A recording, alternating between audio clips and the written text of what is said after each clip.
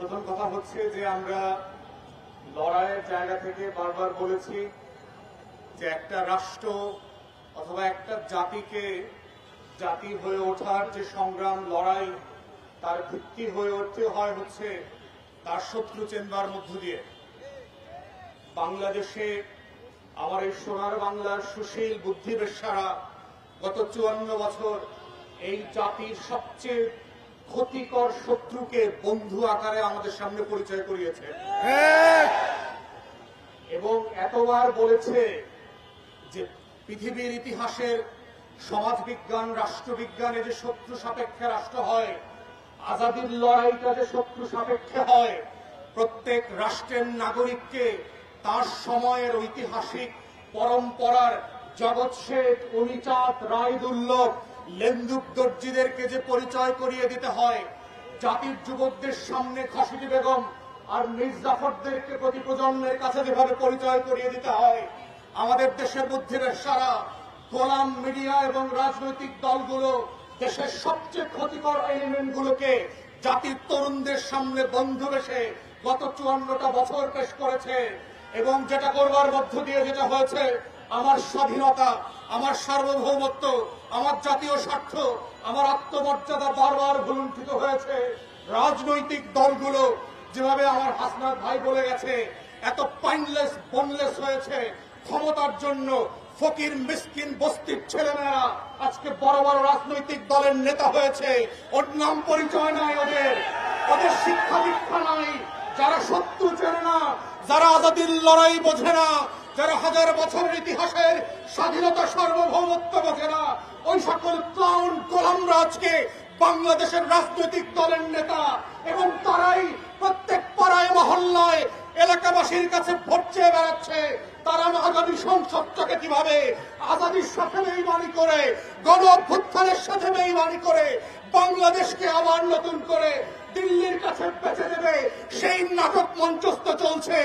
আমাদের বক্তব্য খুব পরিষ্কার, বাংলাদেশ 5ই আগস্টের অতীতে ফিরে যাবে না। বাংলাদেশে আওয়ামী লীগ ফিরে আসতে পারবে না। বাংলাদেশে দিল্লির দাসত্ব কায়েম হবে না।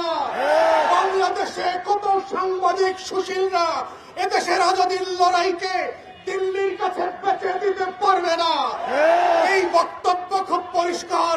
যারা বাংলাদেশের আনাচে কানাচে প্রান্তে ঘুরে বেড়ান নাই, যারা বাংলাদেশের অলিতে গলিতে টং দোকানে আজাদির আকাঙ্ক্ষা বোঝেন না, যারা ওসমান হাদির নামটা পর্যন্ত সুন্দর করে উচ্চারণ করতে পারেন না, যারা ইনকিলাব মঞ্চের নাম শোনেন নাই, তারা আগামী দিনের বাংলাদেশে অপ্রাসঙ্গিক হয়ে যাবেন। এবং এটাই হচ্ছে আগামী দিনের রাজনীতির মূল তত্ত্ব কথা। এটাই হচ্ছে আজাদির বাংলাদেশ, এটাই হচ্ছে বাংলাদেশ 2। এবং সেই বাংলাদেশ 2 লড়াইতে একটা দুইটা বুলেট না, লক্ষ বুলেট দিয়েও এই আজাদির লড়াই বন্ধ করা যাবে না। আপনারা বারবার চেষ্টা করেছেন, হেফাজতের গণহত্যা হয়েছে, 1,64,000 বুলেট পেরেছিলেন। আওয়ামী লীগ ক্ষমতায় থাকতে পারে নাই। বিরোধী দলের 15,000 নেতা কর্মীকে গুম খুন করেছেন, আওয়ামী লীগ ক্ষমতায় থাকতে পারে নাই। পিলখানায় গণহত্যা করেছেন, আমার 57 জন সেনা কর্মকর্তাকে শহীদ করেছেন। দিল্লির আধিপত্য টিকে থাকে নাই। নির্বাচন ব্যবস্থা ধ্বংস করে দিয়েছেন। 16 বছর ধরে গোলাম গণমাধ্যম দিয়ে বাংলাদেশের আজাদির বিপক্ষে প্রত্যেক দিন তথ্য সন্ত্রাস করেছেন। আওয়ামী লীগ ক্ষমতায় থাকতে পারে নাই। পরিষ্কার বক্তব্য, বাংলাদেশের মাটির রং বোঝেন নাই, আজাদির রং চেনেন নাই। ওটা আওয়ামী লীগের পতাকার রং না, ওটা লাল সবুজের রং।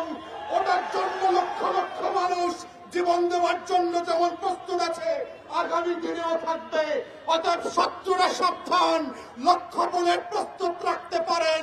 আমরাও লাল সবুজের পতাকা বুকে পেঁচিয়ে দিয়ে বাংলার আনাচে কানাচে আমার স্বাধীনতা আজাদির লড়াই চালিয়ে যাব।